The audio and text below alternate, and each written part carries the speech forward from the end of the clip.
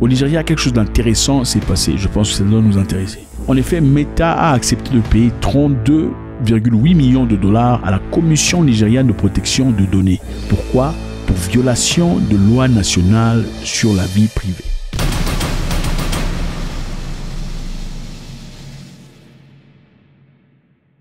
Encore une fois, en Afrique, avant d'être humble, il faut apprendre à être fort. Il faut apprendre à être fort avant d'être humble. Parce que si tu es humble sans être fort, on va toucher les fesses de ta mère et tu seras en incapacité de réagir. Et malheureusement, tu le justifieras en disant « je suis humble ». Il a touché les fesses de ma mère, j'ai été en incapacité de réagir parce que je suis humble. Je suis quelqu'un de bien.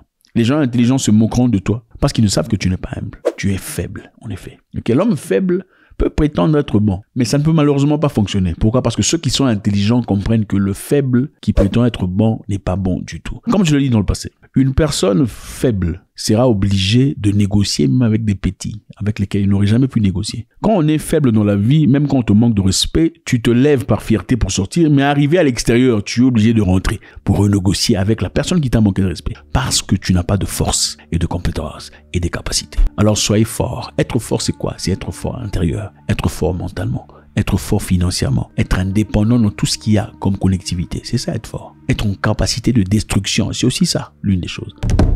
Ici, dans ces vidéos, on partage beaucoup d'histoires. On parle de beaucoup de choses. Ce n'est pas seulement la géopolitique. On s'en sert en effet pour apprendre des leçons de vie. D'abord, je souhaiterais vous dire que nous avons plusieurs chaînes ici.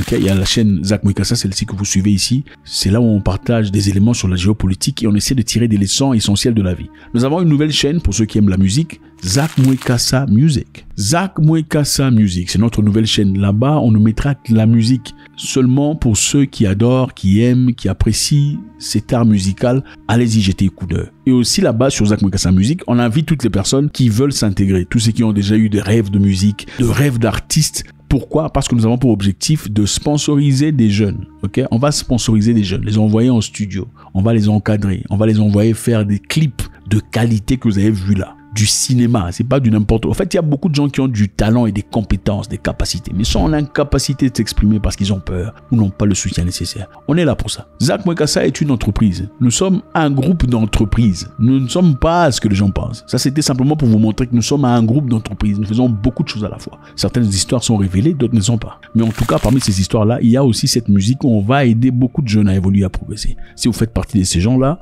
il y a aussi un jeune Camerounais là qui m'avait fait une musique. Il faut lui demander parce que je sais qu'il n'a pas de sponsor, il n'a pas de manager adéquat. Qui vienne, on va lui faire une musique vidéo adéquate. Et on va lui faire signer un contrat.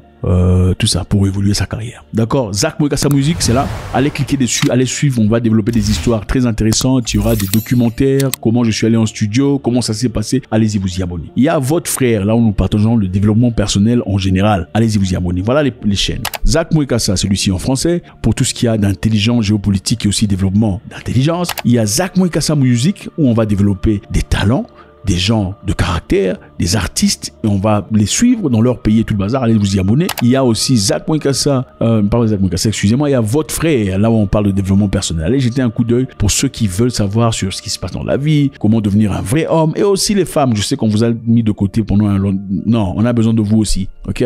Donc allez jeter un coup d'œil pour renverser la vapeur. Merci. Aujourd'hui, on va parler d'un sujet très intéressant. C'est encore toujours autour du respect, et je pense que c'est très essentiel. Nous sommes ici au Nigeria. Regardez sur la carte. Le Nigeria est un beau pays. C'est un lieu très intéressant. Au Nigeria, quelque chose d'intéressant s'est passé. Je pense que ça doit nous intéresser. En effet, Meta a accepté de payer 32,8 millions de dollars à la Commission nigériane de protection de données. Pourquoi? Pour violation de loi nationale sur la vie privée. Bravo. Bravo. Meta a accepté de payer 32,8 millions de dollars pour continuer à opérer au Nigeria. C'était simple, on lui a dit vous payez les 32 millions de dollars ou bien vous quittez, vous prenez vos clics, vous claquez, vous taillez. Ok, on n'accepte pas la bêtise. Qu'est-ce qui s'est passé?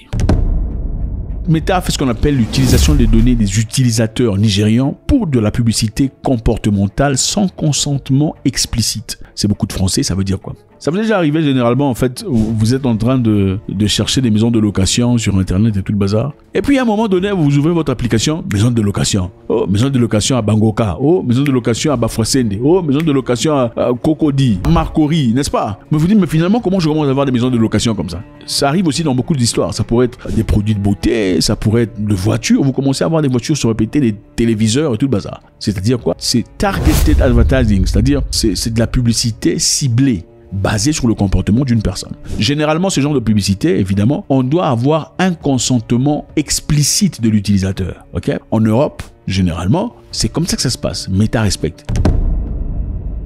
Le Nigeria blâme Meta parce que Meta ne peut pas faire ça en Europe. Okay? Dans l'Union européenne, il faudrait que l'utilisateur donne son consentement explicite pour que Meta commence à pousser ses publicités. Je vous rappelle que Meta, Facebook et tout le bazar se font de l'argent, en tout cas, à travers les publicités, à travers les promotions et beaucoup d'autres choses. Des paiements que les gens font sur leurs produits. Donc, il est essentiel pour eux.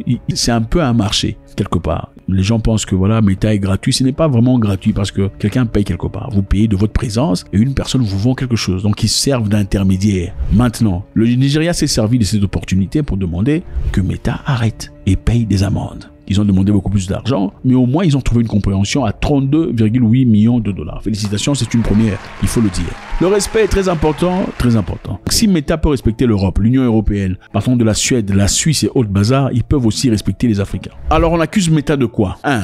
Transfert de données à l'étranger sans autorisation. Okay? 2. Non-respect des audits et de conformité obligatoires. 3. Ciblage des mineurs avec contenu publicitaire sensible. Donc on transfère les données des gens sans leur consentement, non-respect aux audits de conformité obligatoires. Numéro 3, on cible même les enfants pour des publicités qui ne les concernent pas. Ces infractions, évidemment, ont été signalées par le groupe de société civile PDAPD du Nigeria. Vous savez, le respect est très important. La considération de soi, la maîtrise de soi, l'orgueil à un certain niveau est très important. Je sais qu'il y a beaucoup de gens qui ne comprennent pas. Il ne faut pas être orgueilleux. Dans la vie, il faut être orgueilleux dans certains moments. Il faut avoir de l'orgueil. Healthy orgueil, c'est-à-dire healthy, c'est quoi? Orgueil sain. Il faut connaître où on est. Si vous ne connaissez pas qui vous êtes, le monde définira ce que vous êtes pour vous. Et on racontera une histoire fausse de votre existence. Attention, si vous ne connaissez pas qui vous êtes en renforçant votre présence, votre identité, le monde vous donnera une fausse identité. Et au nom de l'humilité, vous resterez comme ça. Cette fausse identité vous sera attribuée. Attention, parce que les gens, dans leur méchanceté, généralement, prendront ce que vous êtes et changeront complètement l'information et raconteront une histoire complètement fausse. Moi, il y a des gens qui ont raconté, disant, j'ai échoué ma carrière. Mais j'ai échoué quelle carrière, je me demande. C'est quelle carrière que j'ai échoué? J'ai eu combien de combats de boxe et de kickboxing? J'en ai perdu combien? Il faut regarder simplement ça pour voir si on a échoué sa carrière ou pas. J'ai une carrière très réussie. Au fait, il n'y a aucune carrière. Tout ce que je touche se transforme en or. Je suis désolé. J'ai perdu 2 combats de kickboxing contre Cavallari 1 et contre Vahitov. 2 combats de toute ma carrière. Cavallari, c'est quoi? C'est un champion 14 fois champion du monde. Vahitov, 17 fois champion. Est-ce qu'il y a de honte à perdre de 2 personnes comme ça? Non, il n'y a pas de honte. Qui n'a pas perdu? Mike Tyson n'a pas perdu. Holyfield n'a pas perdu. Allons chez MMA. Ken Velasquez n'a pas perdu. Qui n'a pas perdu? Francis Ngannou n'a pas perdu. Qui n'a jamais perdu? Mais c'est comme si prendre... c'est ça. Si vous ne renforcez pas ce que vous êtes, les gens vous attribueront une fausse identité. Ou on commencera en réalité à croire que voilà, vous êtes vraiment ce qu'ils disent. Il faut faire attention. Donc il est de votre autorité, de votre responsabilité de faire votre propre marketing. Il est de votre responsabilité de faire votre propre publicité. Quelquefois, vous construisez les maisons pour les orphelins, il faut dire au monde. Je suis désolé de vous dire ça. Quelquefois, il faut dire au monde. Il y a des gens là qui vous disent, en fait, ce sont les gens méchants qui vous diront, il faut jamais dire. Quand la gauche donne c'est eux qui vont aller détruire votre réputation. Pourquoi ça les gêne que vous montriez? Non. Pourquoi ça les gêne que vous montriez que vous venez de construire 12 maisons pour les orphelins? Pourquoi ils sont gênés? Ce sont exactement ce genre de personnes qui, généralement, quand on raconte des fausseries sur vous, des faussetés, ils sont les premiers à dire, ah oui, c'est vrai. En tout cas, il a escroqué la femme là. C'est lui, c'est sûr que c'est lui. Mais quand vous dites, ok, monsieur vient de construire des centres hospitaliers ici, là-bas. Ce sont les mêmes personnes qui demandent, est-ce que tu as vu les preuves? Non, mais attends, mais on raconte, est-ce que toi tu as vu ça? Oh, il est millionnaire, mais est-ce que toi tu as vu ça? Mais c'est ça. Mais quand on dit tu as volé, ils sont les premiers à... Il faut vous établir à la porte de votre réputation, c'est très important.